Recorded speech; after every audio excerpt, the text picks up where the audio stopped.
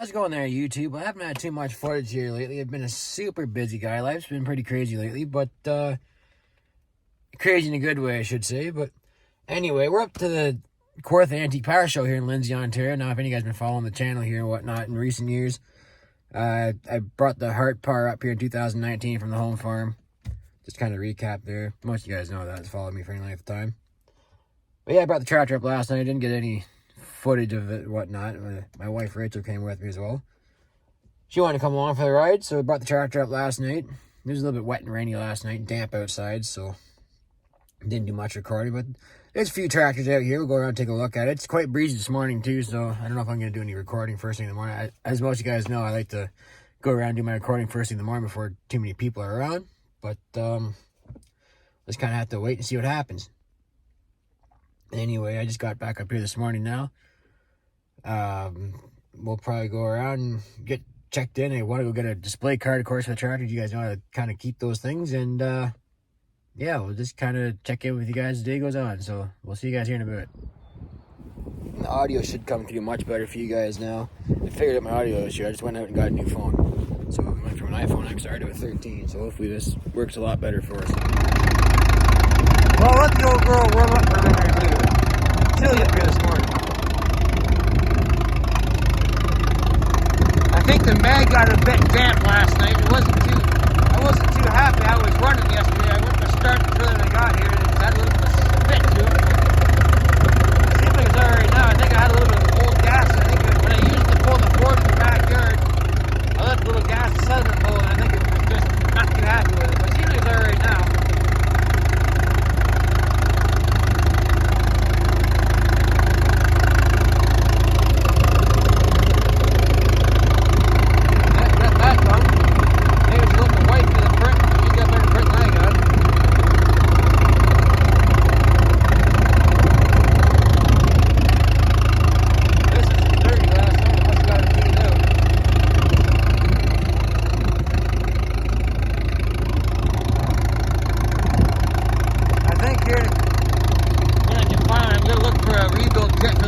I got a little oil drip out of the front of it now. After they put the oil line back on the front, so I get on the squirt can, it's got a little drip in it, but it has to be extracted. It's funny, you let these things sit for a little while, and you want to start them, and they run a little rump first, but once you get them running, they seem to run alright.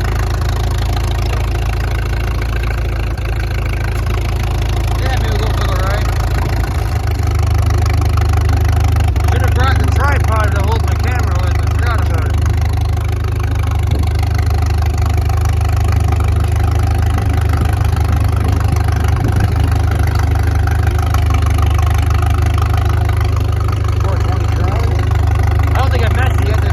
John Deere this year. He always said John Deere's were always jealous of having more cylinders than Oliver had, but we don't need to start the argument in the comment section.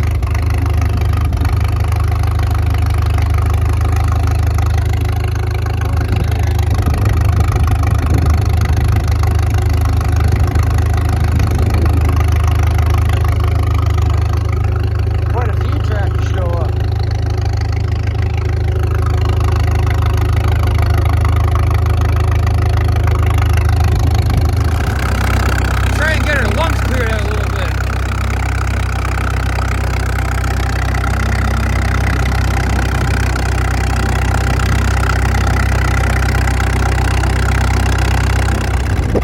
We're just getting lined up to go through the Saturday parade here. The wind still hasn't died down yet, so I haven't done a whole lot of recording just yet, but there's a few tractors starting to line up now. Let's get in right at the very start.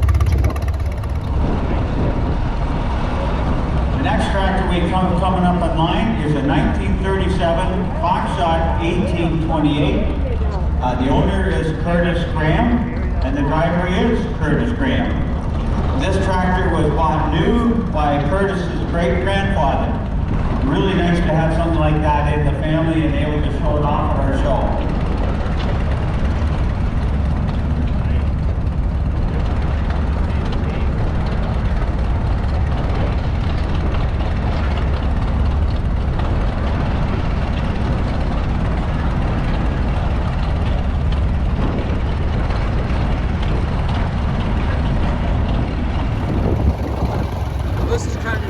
did the parade of tractors, and they lined them all up in front of the grandstand. I missed this in 2019. I didn't do this part. They only let the parade on Sunday last time.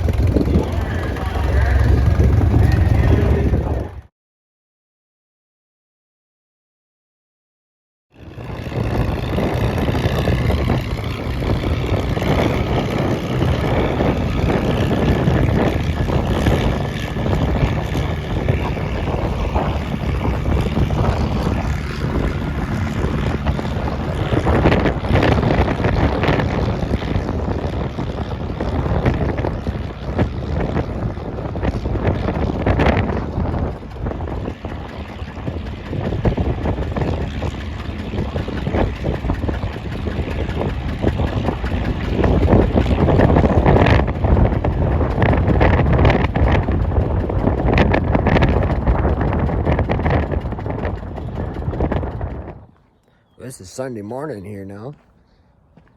About 6:30 in the morning. Nice and sunny. There's not too much of a breeze now, so it might be a good time to go around and get some footage. I had a pretty good day up here yesterday. Wanted to mention Ontario Vintage Tractors up here yesterday and had his tractor in the pull here in the 4,500 pound open class. Took home a trophy yesterday, so congratulations to Rick from Ontario Vintage Tractor. Rick and I are trying to get a little bit of a collaboration going on here in YouTube, so we're gonna have some clips to share back and forth and kind of get something set up here. But anyway, today will be a good day to go around and get some YouTube footage. Not too much wind just yet. Yesterday the wind was up here just crazy. Yesterday you took your hat right off your head and sent it right down the field. Had a nice potluck dinner up here last night. I want to say thank you to Bill and Sharon for that. Got to go for a ride on a Romley oil pull, 2035. We'll get to that here in a second. Last night I got to drive it, actually. That was pretty cool. Uncle Herbie got one of them Romley tractors. I think I drove it once about 10 years ago. Anyway, we got a nice line of a Cockshot tractor too we should take a look at. Cockshot 20 there. Manure spreader. Little wheelbarrow. Really nice Cockshot 30. One day the 40 looked that good. To the wife there when she was up here on Friday when we brought the tractor up, I said, that's how the 40's supposed to look. But anyway, we'll take a walk over here and we'll get a look at some tractors here for you guys. So it looks like here they got a little bit of a teeter-totter game going on. They used to have that for the big tractors at Milton several years ago. They already had some Massey Ferguson stuff here. 85. I think Rick was saying that's a high crop yesterday.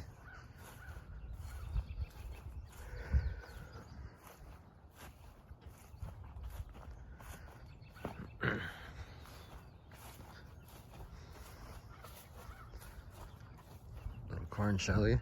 This 444 is a really nice tractor. Really nice and shiny.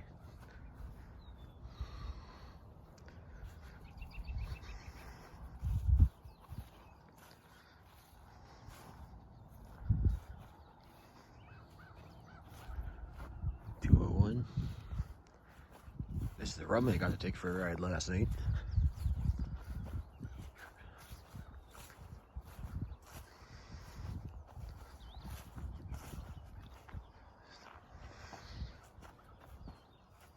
Got the little buggy here. Cross motor case. I forget the horsepower size of that just right now. Well, that's a pretty familiar one there. You all know the story on that.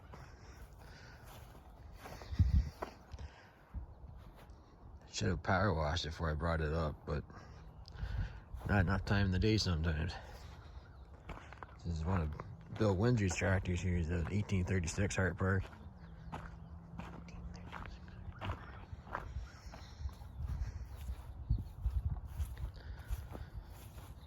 .816 W12.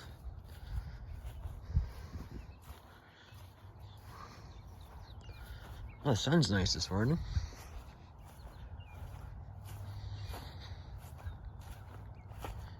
Got a Farmall each.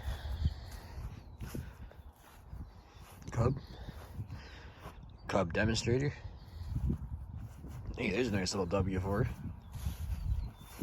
That one was this one's a year older than the one that I used to have. W6TA. That's a nice tractor. WD9. They only made these TA tractors for 1 year before they went to the 300 and 400.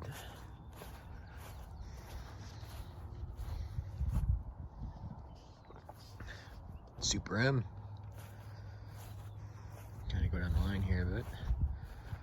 550 cockshut.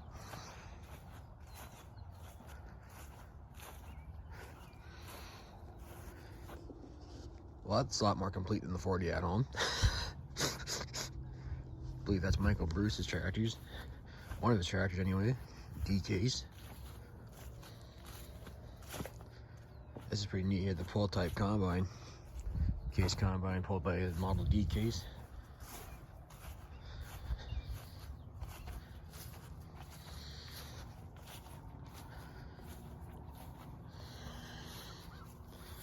WD Alice set up for pulling. This one's got a combine block that we were looking at yesterday. You can tell by the oil system there. Cub Cadet, Mini Moline Z, Co-op, Cormac Deering.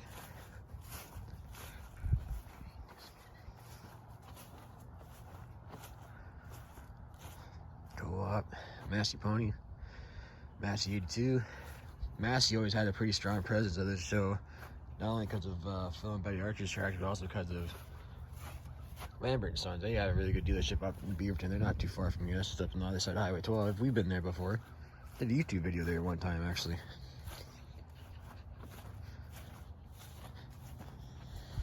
Actually, Lambert's might be a good source to get parts for the 40 as well. They're an AGCO dealer. A little WF. He's a nice little tractor. Another Cockshot 20. Co-op.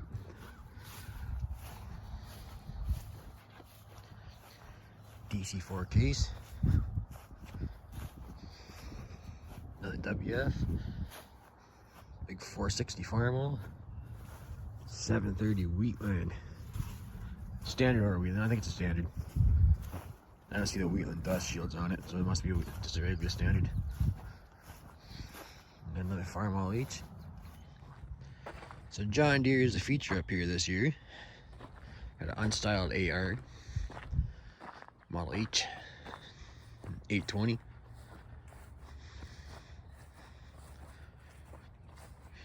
Model B. Standard 60. 3020. This little guy is pretty cool here. Tractor loader backhoe off on a 140 John Deere.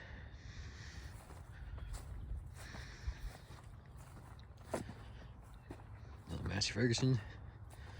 Pair of 420 crawlers. One's industrial, one's a ag version. There's something over here that's pretty good looking. This has got a 40-20 that's really cleaned up nice. Not sure if it's a power shift or not, I never looked.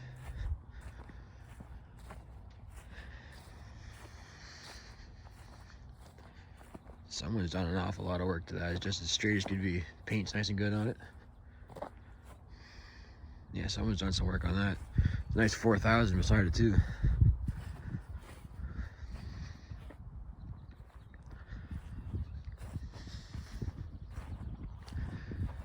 $830. That's a big chunk of the tractor. These 435s are kind of rare. They got the GM diesel in them. It's a 253 Detroit. 7520. Geez, that sunshine is nice this morning. No wind. This is kind of cool. I've never seen don't see too many 60-30s around. There's a nice example there. Great big stovepipe for exhaust on it. Nice. Another 7520 right here. Model M. Styled A 3020.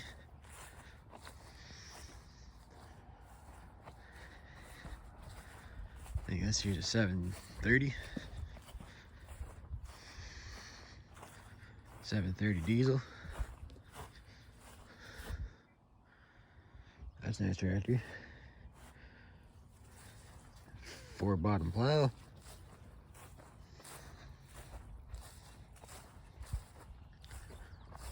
Got a 101 Massey Senior. I think it's a 44 standard next to it. This is a MW power take-off driven dyno. So this measures the horsepower that tractor can put out, the view of the power take-off shaft. Ontario Vintage Tractor had one of his tractors hooked up to this yesterday. I didn't get it on video, but they did. I'm not gonna give you guys the numbers or anything, because if he wants to disclose that, he can, but you have to go over to his channel. I'm sure he'll post that video here pretty soon.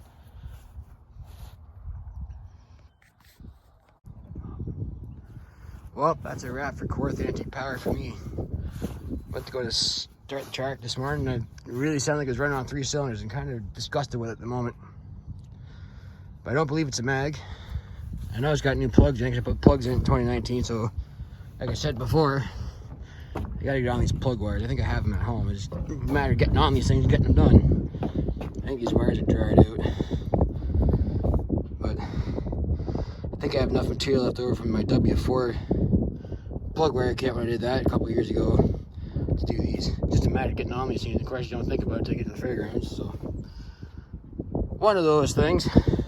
Once it's warmed up, it seems like it wants to run alright. But I don't think it's the mag, and I don't think it's the plugs. It's just, I think it's the wires. I never did the wires in 19 like I should have. But I also don't believe it's fuel either, because it's getting lots of fuel.